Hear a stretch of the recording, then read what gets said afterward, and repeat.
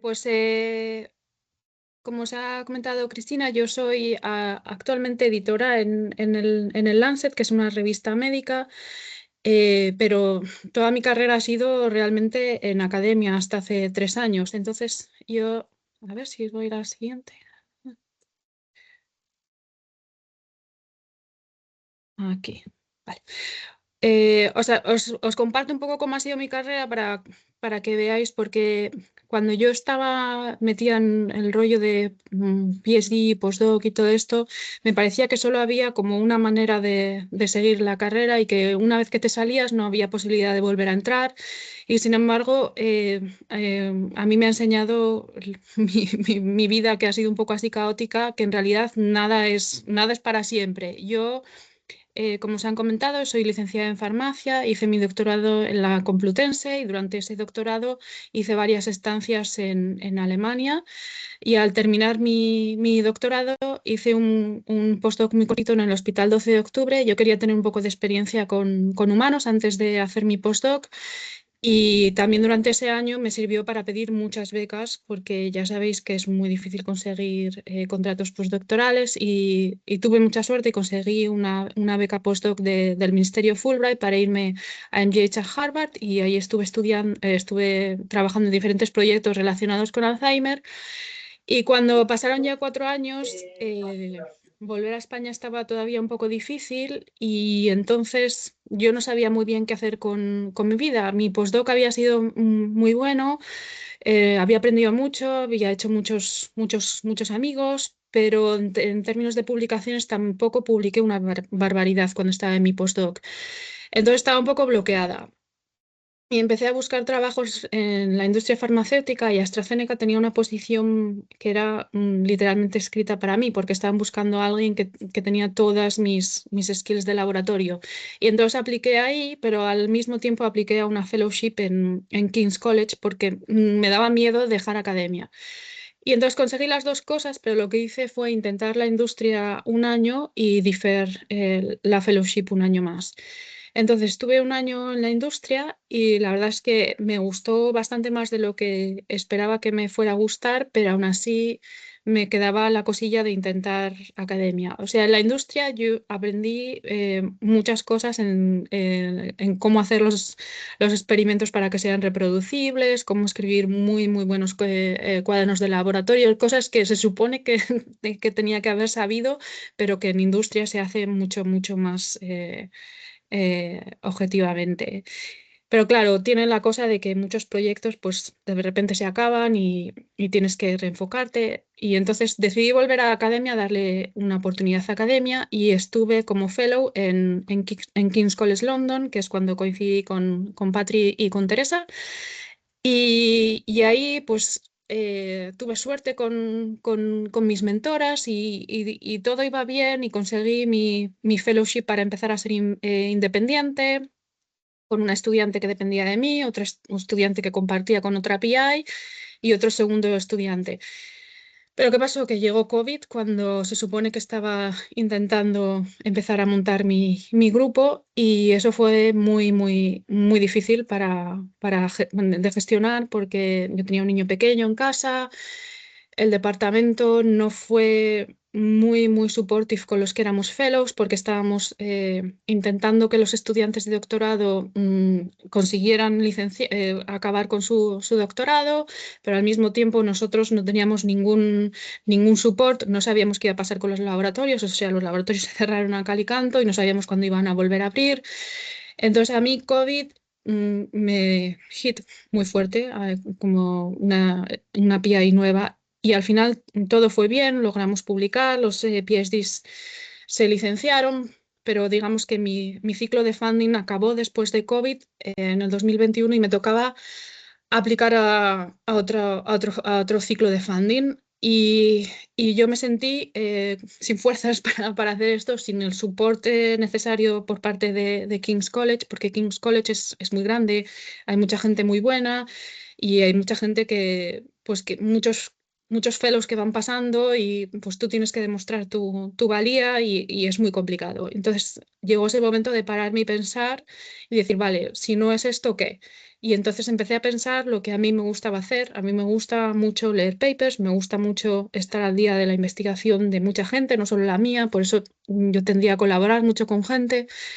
Y entonces es cuando empecé con mi como idea de a lo mejor dedicarme a ser editora. Y entonces encontré un trabajo, un anuncio que era para ser un locum. Locum es un trabajo temporal en Nature Neuroscience. Y entonces apliqué y me di cuenta durante el proceso de aplicar que me gustaba mucho porque tenía que criticar un paper científicamente, escribir una editorial y hacer muchos papers muy rápidos. Y entonces tenías que tener una idea muy amplia de lo que era la neurociencia, quiénes eran los grupos buenos, qué eran los hot topics. Y entonces así es como me metí en la carrera de editora. Y mientras estuve ahí, claro, porque era un contrato temporal, pues fui aplicando a diferentes cosas. Esto solo para que veáis pues que las cosas no salen siempre a la primera, vamos. Yo apliqué dentro de, cuando ya estaba en Spring in Nature, apliqué a un trabajo de Nature Reviews Neurology y aquel no lo conseguí. Apliqué a Coms Bio y de ahí conseguí una oferta, pero me parecía que estaba un poquito lejos de la ciencia a la que yo estaba más acostumbrada. Apliqué a otro contrato en Nature Communications y tardaba mucho en decidirse en este trabajo y mientras tanto pues se iban acabando el tiempo y apliqué a Lancet, que es una revista más médica, así un poco en plan, bueno, pues a ver qué pasa. Entonces, al mismo tiempo que el Lancet se interesó por mí y me entrevistó, me ofrecieron también un trabajo de Nature Communications, pero al final cogí el de Lancet porque tuve una entrevista muy buena con el que es el editor in chief y me pareció que a largo plazo el Lancet me daba oportunidad de tocar muchos más topics. Yo estaba muy contenta en Nature Neuroscience y me sentía muy segura en mi background. Yo llevaba neurodegeneración, pero sentía que a largo plazo probablemente el Lancet me ofrecía más oportunidades. Y así es como estoy aquí en el Lancet. El Lancet es un montón de revistas juntas y trabajamos todos juntos. Yo me encargo del contenido de neuro, pero también estoy haciendo mucho de maternal health, embarazo, eh, incluso maternal mortality, temas de global health y también mental health, algunas cosas. Y entonces un poco qué es lo que hace un editor, porque supongo que desde vuestro lado lo que veis es que vosotros sometís un paper a una revista y es como un agujero negro y pensáis que todos son bots encargándose de cosas y no es así. Realmente los editores miramos todos los papers e intentamos, o sea, yo veo el trabajo de un editor. Algunas cosas, pues el Lancet es una revista que es muy médica, que tiene un índice de impacto muy alto, entonces hay muchas cosas que no podemos priorizarlas para el Lancet, pero sí que los editores tratamos con muchísimo cariño los papers, intentamos champions que es lo que decimos, pues cuando llega un paper, un editor lo mira y lo valora si es para Lancet o no, si es muy claro que no, pues lo rechazamos lo más rápido posible para que el autor pueda continuar con su trabajo. Si no, si creemos que tiene potencial, lo llevamos a un meeting que lo discutimos con colegas y si los colegas están de acuerdo en que es worth ver qué piensan los expertos, lo mandamos a revisar y una vez que vuelve de revisión, volvemos a presentar el paper con lo que han dicho los revisores en un meeting y se decide si invitamos a una revisión y si la revisión es aceptable, pues al final el paper es aceptado. Si en todo este proceso, en algún momento, los autores pueden appeal la decisión y entonces también lo gestionamos nosotros con el editor in chief. Entonces, básicamente, ¿qué hace un editor? Como os he dicho, pues eso, decidimos qué papers tenemos que mandar, dependiendo del avance, cuáles son sus implicaciones clínicas. También a veces es un área que es muy neglected y no hay investigación, pues intentamos que aunque no tenga la barra, ¿no? Decimos darle una oportunidad, si va a significar que se cambien las guías. tenemos que buscar expertos que tengan la expertise para revisar el paper. Intentamos siempre que haya gender balance, que haya geographical diversity, intentamos que haya early careers. Y como os he dicho, los presentamos, siempre estamos discutiendo con el equipo a ver qué se hace con el paper. Y eso es a mí lo que me gusta mucho, es esta discusión científica con otros colegas. Luego estamos mucho en contacto con autores, porque esto es una relación que mantienes con ellos, no es solo sí o no, sino que a veces te convencen de que sí, a veces que no, o trabajas con ellos a ver cuál es el compromiso que ellos quieren hacer. Pero claro, la barra editorial por el Lancet es muy alto, entonces para aceptar un paper pues, hay que hacer un montón de checks de que los clinical trials check out y todas estas cosas. Una vez que el paper es aceptado, también nos encargamos de leer. Tenemos unos assistant editors que hacen el line editing y nosotros, los senior editors, miramos que toda la ciencia está supported por los métodos. Y luego una cosa también muy chula de Lancet es que muchos papers son tan importantes que a veces se mandan a la prensa, entonces tienes que trabajar también con la gente de Press Office para ver cómo haces el press release y cómo se vende a la prensa y para estar seguro de que todo está suficientemente supported by the data. Y luego en el Lancet también hacemos, aparte de mirar papers, hacemos otras muchas cosas, que es comisionar, si tú estás interesado, por ejemplo, en mi background es Alzheimer, pues si estás interesado en comisionar contenido relacionado con algo que a ti te interesa, pues también lo discutes con la gente y puedes comisionar diferentes tipos de revisiones. Escribimos editoriales, el Lancet es weeklies, o sea que escribimos bastantes editoriales y esto es muy divertido pero también muy estresante porque el tema se decide el jueves y tiene que estar escrito para el lunes. Entonces es como muy, sí, es como muy estimulante, pero sí, el fin de semana tienes que pegártelo escribiéndolo y luego tienes muchas críticas, pero es muy interesante. Vamos a muchas conferencias. Yo aparte estoy en el equipo de comment, que cada paper viene con un comments y entonces eso también me sirve para estar en contacto con un montón de autores y aprender sobre todos los diferentes topics que se publican en el Lancet. Luego, si quieres, puedes hacer podcast también, o sea que es un trabajo realmente muy variado y que puedes, pues si te gusta a ti más hablar en público, pues explorar más lo del podcast. Si te gusta escribir, puedes escribir más editoriales. Siempre estás en contacto con la comunidad, yo creo, yendo a conferencias y todo esto. Entonces, por ejemplo, solo para que veáis algunos de los papers que yo he manejado, por ejemplo, que tengo un background en neurociencia y tuve la suerte de llevar que es una nueva vacuna que es un microneedle patch. Entonces esto, claro, no tiene ciclo de frío y esto para países de África es súper importante. Entonces, claro, publicas cosas que son muy importantes para Global Health y siempre tienen mucho impacto en la prensa o cosas que son muy importantes para los pacientes. Yo siempre he estado viendo neurodegeneración desde el punto de vista del mecanismo, de la fisiopatología, pero por ejemplo llevé este paper que es un ensayo clínico muy sencillo que implica cómo ayudarle a gente que tiene esclerosis lateral amiotrófica a aceptar la diagnosis, ¿no? Esto es una cosa súper interesante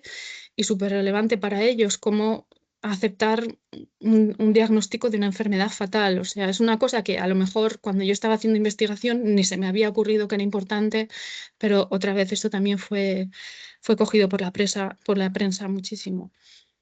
O luego también cosas muy tópicas como los GLP-1 receptor agonists, que ahora todo el mundo está loco con ellos, pues nosotros también hemos publicado incluso ensayos clínicos negativos para Parkinson y también muchas de las cosas que se publican aparecen en la prensa. Esto es lo que os digo, cuando escribes editoriales puedes elegir cosas que son así muy niche y darle como voz a comunidades que igual no tienen tanto altavoz. Por ejemplo, esto para ceguera y sordera congénita, nuevos gene therapy, y entonces a veces pues te eligen para que vayas en la portada y entonces esto le da como un boost a enfermedades raras, por ejemplo. Y luego la última cosa que yo he hecho en el Lancet ha sido este proyecto, que es una serie en Alzheimer's Disease, que son cuando juntas a un montón de expertos y dices, vale, qué es lo último en Alzheimer's Disease? Que es pues cómo puedes informar por ejemplo, a los GPs o a los médicos, a los neurólogos, en cuáles son los últimos avances y cuáles son las controversias en esta enfermedad.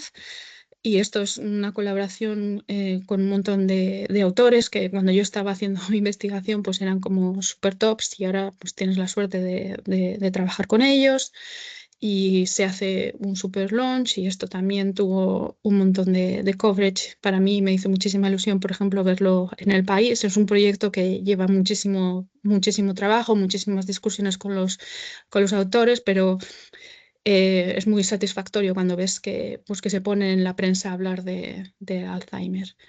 Y eso es un poco lo que hacemos en el Lancet como editores y yo me callo aquí, luego si queréis me preguntáis lo que queráis y os he puesto mi correo si tenéis cualquier duda o lo que sea.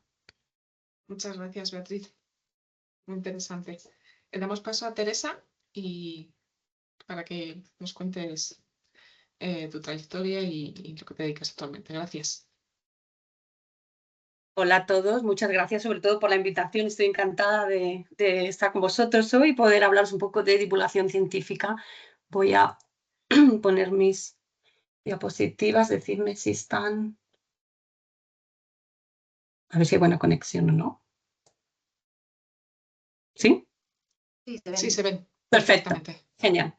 Bueno, pues como decía Cristina en su introducción a presentación, yo estudié biología en Barcelona y después de estar en varias instituciones he estado trabajando en neurociencia, haciendo investigación en neurodegeneración durante varios años. Allí conocí también a Bea y Patricia. Y bueno, pues hoy un poco os quería contar y compartir con vosotros mi aprendizaje en divulgación científica. Os quería un poco hablar sobre lo que significa, organizaciones que la practican, por qué es tan importante, algunos elementos esenciales y ejemplos, y espero que sea útil. Un poco también hablar de la evaluación y el impacto que puede tener. Lo primero de todo, un poco definirla, qué es divulgación científica, como Bea estaba contando, bueno, es lo que ella practica cada día prácticamente en Lancet y las revistas hablan todo el tiempo de información especializada, pero también pueden llegar a la prensa general. Aquí he puesto que es un intercambio de información y conocimientos científicos con el público, usando un lenguaje apropiado y accesible. Esto es muy importante porque obviamente el lenguaje científico puede ser muy complicado. Cuando hablamos de público, hay que pensar en los diferentes grupos, la comunidad en general, grupos especializados, específicos para una enfermedad, pacientes y, muy importante, sus cuidadores. Nunca hay que olvidarlos. Aquí tenemos dos elementos también de la divulgación científica, la comunicación y la interacción con la audiencia, o lo que decimos engagement. Son dos elementos bien claros, pero que se complementan muy bien. Y en algunas actividades uno de ellos puede ser más fuerte que el otro, pero en realidad no puedes tener engagement sin comunicación. Y la comunicación también trae engagement.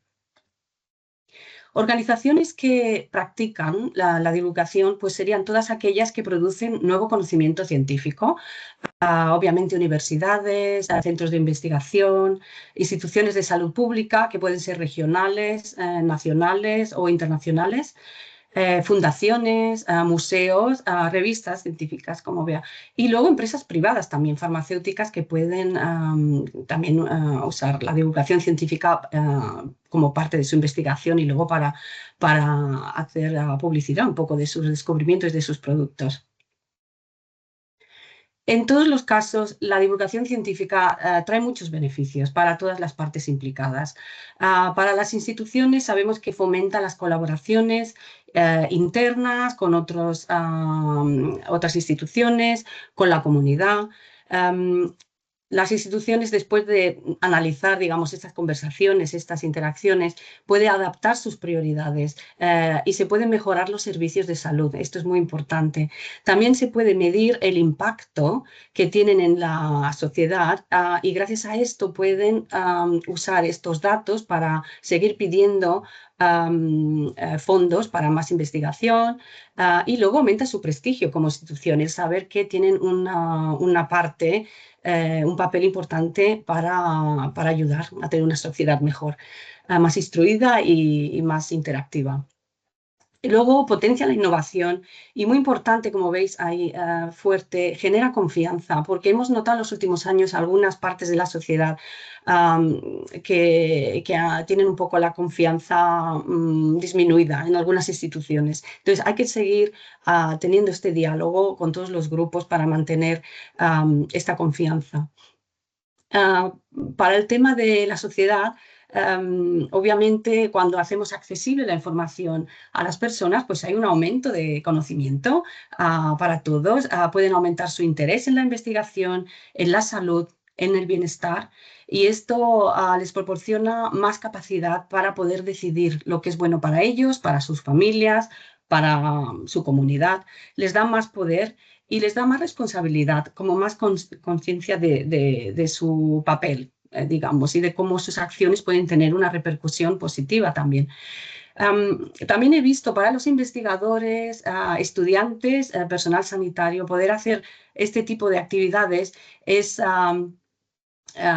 fantástico, genera mucha motivación. Lo he visto en primera persona, ver cómo se activa esa energía que llevamos dentro, porque todos los investigadores y personal sanitario queremos ayudar a los demás, y la verdad es que hacer una actividad de divulgación te hace un poco parar, reflexionar, prepararte para poder pasar ese mensaje y es muy importante, sobre todo en esta vida tan ajetreada que llevamos, decir, ¿por qué estoy haciendo esto y qué significa para mis compañeros, para otras personas?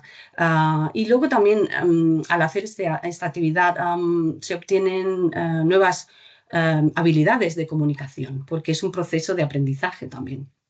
Estoy convencida de que todos vosotros en algún momento habéis hablado un poco de lo que hacéis con vuestros familiares y habéis buscado una manera más fácil de contarlo.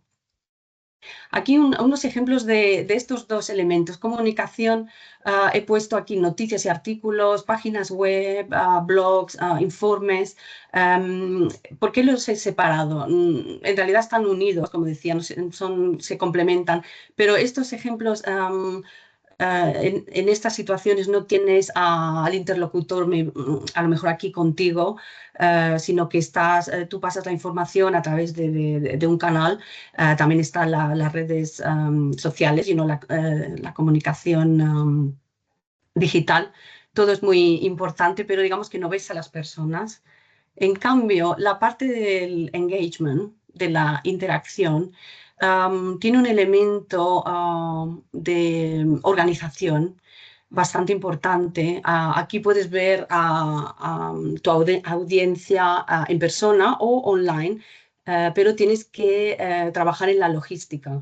Tiene más preparación. Si es en persona, pensar en si hay riesgos, valorarlos, disminuirlos, luego evaluar todas estas actividades y seguirlas, las conclusiones, pasarlas a compañeros, a colaboradores y a las personas con las que has digamos, hablado en este evento. Aquí he puesto una lista, pero bueno, son infinitas las posibilidades de hacer talleres, grupos específicos, ferias, días de puertas abiertas, en fin, charlas, debates, como digo, muchísimas opciones. Aquí he puesto un ejemplo de cuando yo estaba trabajando en el King's College en Londres. Tuve un proyecto que era específico para hacer divulgación científica y fue fantástico porque me permitió contactar internamente con muchos compañeros. No era solo para neurociencia, sino también psiquiatría, psicología. y fue fantástico poder contactar con ellos, trabajar juntos. Hicimos una serie de actividades, incluyendo los cafés científicos, el día Brain Awareness Day, esto en colaboración con la Fundación Dana de Estados Unidos. Luego también aquí una charla con James Piercy, Mind the Mind. Estos eran unos talleres en institutos de secundaria para hablar de salud mental y reducir estigma. Como veis aquí hay un gran elemento de colaboración. Siempre hay que intentar seguir contactando y luego ver opciones para hacer cosas juntos con asociaciones que ya tenían algo planeado. En este caso, el Brain Awareness Day es internacional y contactar con la Fundación Dana fue perfecto. Nos dieron muchísimo material divulgativo que usamos y fue muy bueno ser parte de algo, digamos, grande, global. La verdad es que era satisfacción. También prepararlo, la cantidad de conversaciones con estudiantes, voluntarios, y la verdad es que hicimos una gran familia para este día. En el tema de comunicación, ya sea comunicación sola o engagement, hay que pensar pues, los elementos esenciales que ya seguramente encontráis bastante normales. Bien, el mensaje, qué queremos decir y qué esperamos de ese mensaje. Una acción por parte de la audiencia, una reacción. Hay que prepararse bien y entender a tu audiencia qué grupo es, qué interés tiene inicial. Eso nos va a ayudar mucho. ¿Tienen influencia? Son partes de otros grupos. Luego, factores culturales o históricos que nos puedan ayudar. Eso nos va a dar mucha información para preparar el mejor método para esa interacción. Luego puede ser solamente una o múltiple. Eso también nos va a ayudar a crear los elementos indispensables para que sea eficaz. Y luego tener muy claras las expectativas.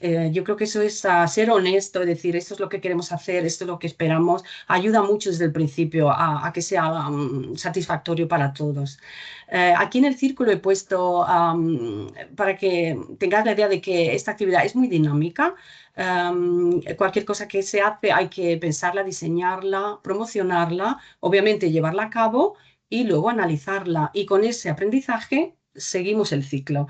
Siempre seguimos aprendiendo, siempre se puede hacer mejor. La evaluación es muy importante, tiene que ser estructurada y considerarse al principio del proceso para estar seguro de que estás recogiendo los datos necesarios.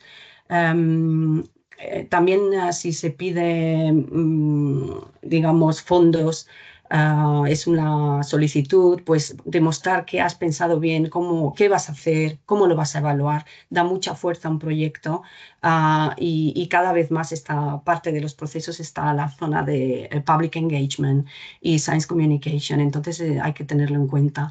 En la evaluación es muy importante incluir toda la información posible, ya sea cuantitativa o cualitativa, el impacto que se puede ver inmediatamente en algunas interacciones o indirecto, que a lo mejor no lo vemos porque puede ser de segunda fase. Algunos son a largo plazo y hay que también ser realista de que no todo el impacto se puede medir, pero se intenta en la medida de lo posible tener la máxima información. Como decía, la evaluación es esencial para preparar informes, luego para seguir pidiendo proyectos y luego pues para compartir ese aprendizaje con el resto de grupos o colaboradores. Aquí también quería comentaros un poco los niveles de participación.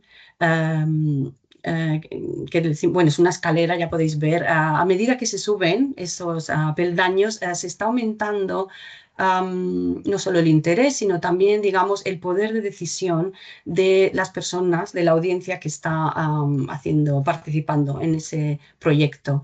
En el primer nivel tenemos informar, ya veis ahí una flecha, nosotros pasamos la información a la audiencia que luego la recibirá en su momento. La consulta ya es un nivel superior, aquí ya se espera una respuesta, es una comunicación con intención de tener ese diálogo, de recibir esos datos, de analizarlos y tenerlos en cuenta para el proyecto. El siguiente nivel, codiseño, diseñarlo juntos. Ya veis que están sentados juntos porque se trabaja en equipo, se trabaja juntos y son una parte importante.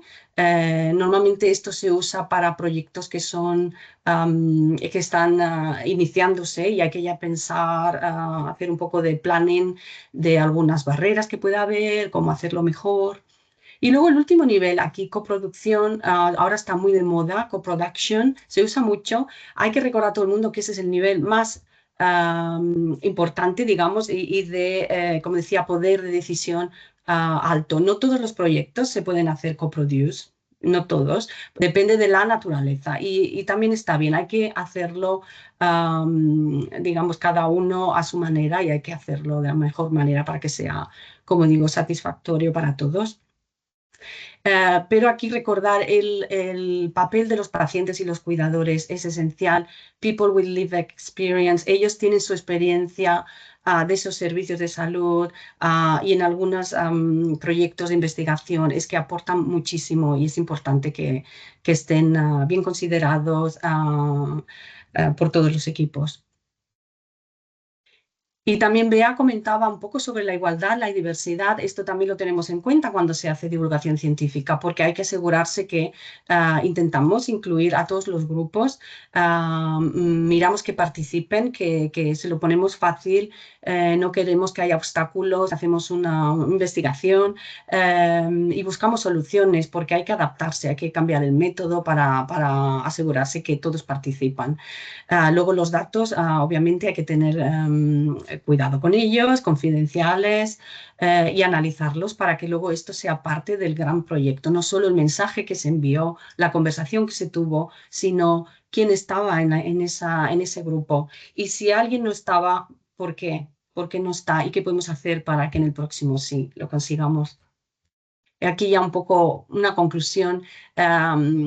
Llevo más de 10 años haciendo divulgación científica, ya sea en la universidad o en el sistema de salud inglés, y me doy cuenta de que siempre ha sido importante, pero en los últimos años lo está siendo más. La veo que está siendo parte de muchos procesos. Como decía, fomenta la colaboración, la innovación, se mejoran los servicios de salud, proyectos de investigación necesitan tenerla en cuenta.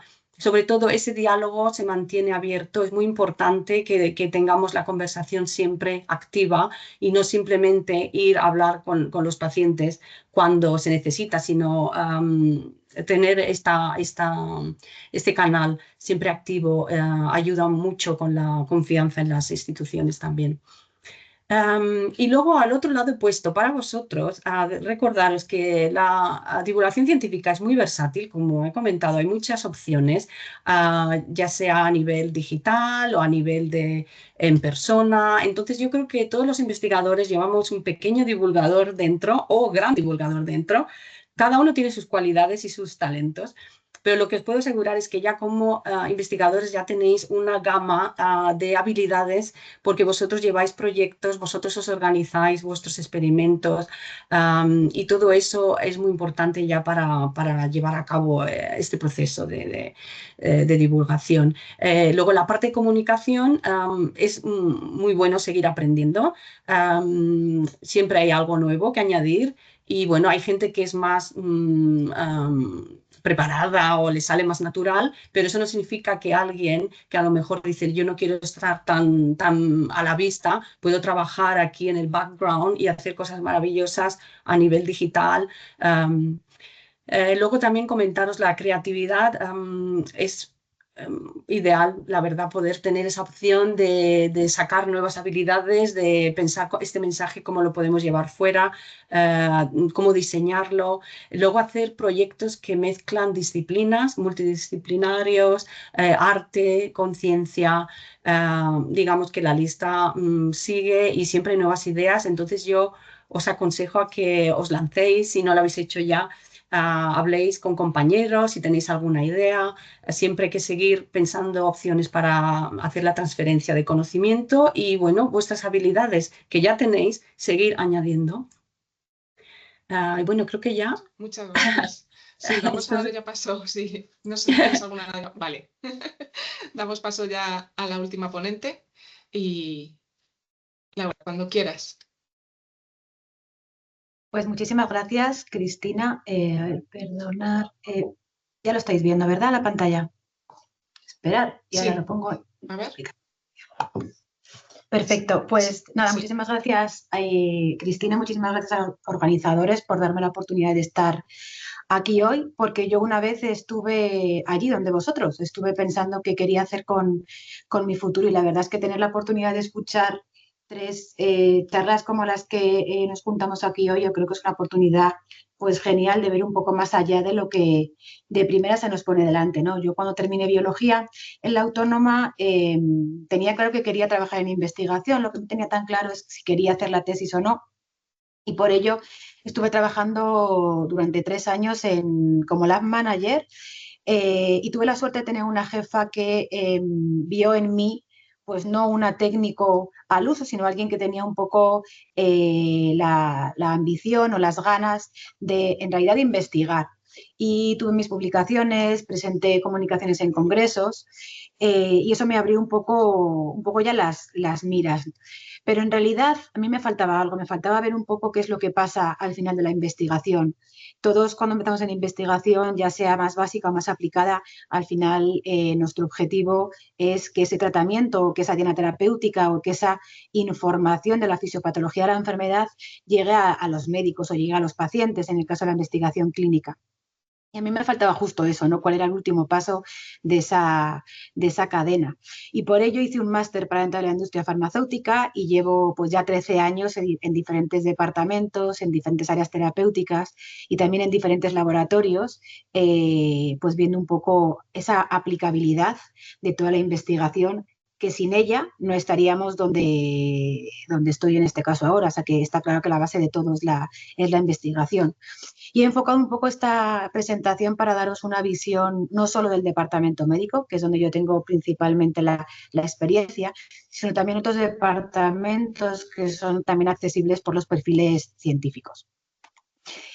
Y estos son un poco los 4 departamentos básicos de un laboratorio farmacéutico. El departamento comercial, que yo creo que es el más conocido, ¿no? Sobre todo por el rol del visitador médico, que es fundamentalmente ventas, y que también está cubierto por posiciones de marketing y de acceso al mercado, que tiene un enfoque más hacia las comunidades autónomas, farmacia, más manejando, digamos, la parte presupuestaria.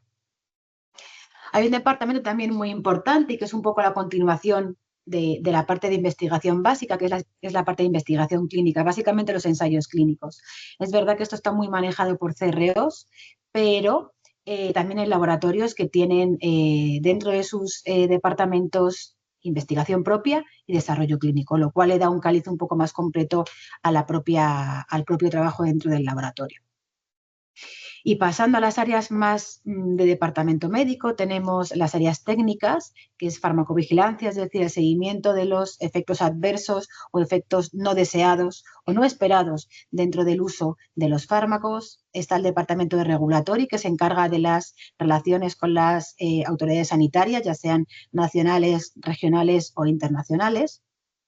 Y luego el Departamento de Cumplimiento de Políticas y Legal, que no es tanto temas de derecho y abogacía, sino de cumplimiento de las normativas regionales, nacionales o internacionales. Y por último, que este sí ya es mi área de expertise, en el que luego me detendré un poquito más, es el Departamento Médico de Asuntos Médicos o Medical Affairs, que tiene pues posiciones como la del MSL, que es la persona que visita a los médicos con un enfoque más científico, el Medical Advisor, que tiene una visión más estratégica, la parte de información médica, es de resolución de consultas científicas o médicas, y la persona responsable de pacientes, que es un poco dentro del laboratorio farmacéutico el que tiene contacto con los pacientes o con las asociaciones de pacientes.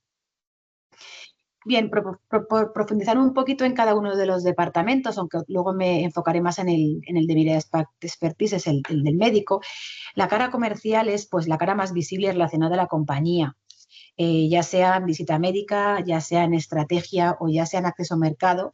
Al final son tres posiciones o 3 departamentos sobre los cuales tiene un peso importante el laboratorio farmacéutico. En cuanto al perfil que pueden ocupar estas 3 posiciones, pues he puesto esta frase que puede resultar redundante: científicos con perfil comercial o comerciales con perfil científico. También depende mucho del área terapéutica y del enfoque del laboratorio.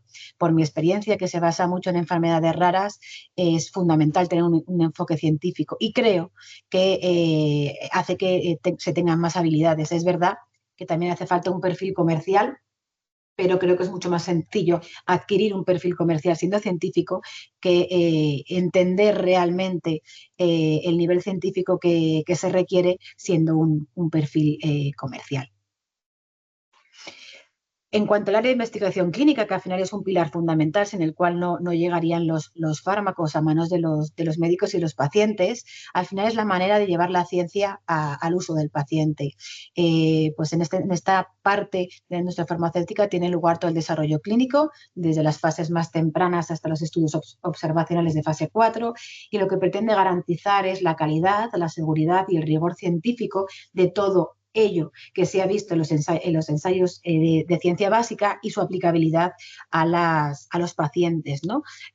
A realmente el motivo por el cual se ha hecho todo el desarrollo científico anterior. Y además es fundamental la colaboración entre investigadores y autoridades sanitarias, ya que tan importante es tener en cuenta el criterio del investigador como los criterios que en el futuro va a aplicar, en este caso, las autoridades sanitarias, ya sean nacionales o internacionales, para validar esos ensayos clínicos que está llevando a cabo. El perfil típico son fundamentalmente científicos, evidentemente de formación científica, o médicos con orientación a la investigación aplicada. Y en este departamento hay diferentes roles más aplicados a la monitorización de ensayos clínicos, a la gestión de los ensayos clínicos per se, o al análisis también, al perfil bioestadístico que analiza los resultados obtenidos de los ensayos. Reenfocándonos en el departamento médico, las áreas técnicas, como decía, son fundamentalmente 3 o 2, dependiendo del laboratorio farmacéutico, y lo que tienen como objetivo es la seguridad y el conocimiento.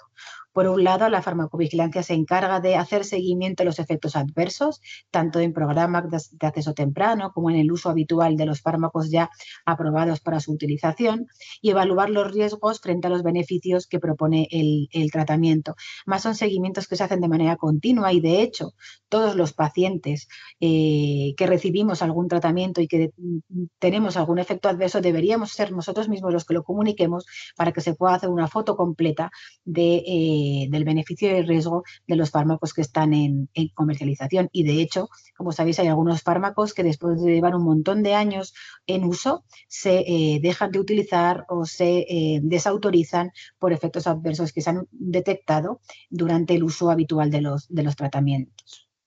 Y por último, un departamento técnico más ligado al cumplimiento de políticas, y que está en contacto también con las agencias regulatorias para la aprobación y la revisión de los nuevos tratamientos. Y por último, ya centrando un poco en mi área de expertise, es el departamento médico, que a mi modo de ver es el corazón científico dentro de la compañía farmacéutica. Al final, nuestro objetivo y nuestra misión es traducir la ciencia en valor para médicos y para pacientes, darles respuestas a las dudas que estos tienen y darle una información ética y basada en la evidencia para que ellos tomen la decisión más adecuada en cuanto al medicamento que es más beneficioso para cada paciente en concreto. Al final, nuestra labor es conectar esa investigación clínica con la práctica médica, que aunque parece que tiene que ser totalmente alineada, no tiene nada que ver el uso de un fármaco dentro de un ensayo clínico a cómo se utiliza luego en la práctica médica habitual. Y dentro de los departamentos médicos hay, podríamos decir, que 4 o 5 figuras principales. El MSL y el Medical Advisor, que son el departamento médico per se, que bajo la dirección médica son aquellos que llevan a cabo toda la estrategia científica y toda la comunicación científica de cada departamento, de cada área terapéutica. Luego, además, depende un poco de los laboratorios, está dentro del laboratorio o fuera, dentro del departamento o fuera, es el departamento de información médica, que al final se encargan de responder todas las consultas que han llegado por parte de los propios médicos, incluso de pacientes, y dar una mayor profundidad al contenido de la pregunta que pueden estar recibiendo. Y luego, por último, y no mucho menos importante, por supuesto, es el responsable de pacientes. Es una figura científica, es una figura que se encarga de atender las solicitudes por parte de los pacientes, ya sea relacionados con fármacos, relacionados con asistencia sanitaria y que de alguna manera pone en contacto al laboratorio con los pacientes sin ninguna responsabilidad ni interés comercial. Y por profundizar un poco en este área, al final el MSL y el Medical Advisor, ¿qué es lo que hace en su día a día? Pues nosotros lo que hacemos es colaborar con los expertos clínicos, con los médicos y con las sociedades científicas con ánimo de divulgar la información científica del área que nos atañe y asegurarnos de que tienen toda la información para tomar la decisión más adecuada. Además, nos encargamos de comunicar la evidencia científica de forma ética y no promocional y apoyamos la formación científica tanto a nivel interno, ya que somos los responsables de que todos los departamentos de la compañía, en este caso el departamento comercial, tengan un nivel científico adecuado, pero también organizamos y nos encargamos de la formación científica de los médicos, ya que en realidad los médicos suelen formarse en congresos científicos que están de alguna manera patrocinados o apoyados por laboratorios farmacéuticos y también se forman en base a reuniones que son organizadas por los laboratorios farmacéuticos, aparte de la formación que ellos mismos hacen de manera autónoma. ¿Y qué tipo de perfil se requiere o trabajamos en un departamento médico? Pues médicos, aunque la verdad es que no son muchos, que sí que hay un número importante de médicos que dejan la práctica clínica para pasar a la industria farmacéutica, pero fundamentalmente son puestos más científicos, farmacéuticos, biólogos, en realidad científicos con visión estratégica y comunicativa. Y es un poco lo que pretendía contaros, ¿no? Que al final yo cuando estaba en vuestro lugar, pues nadie me comentó que existía esta opción.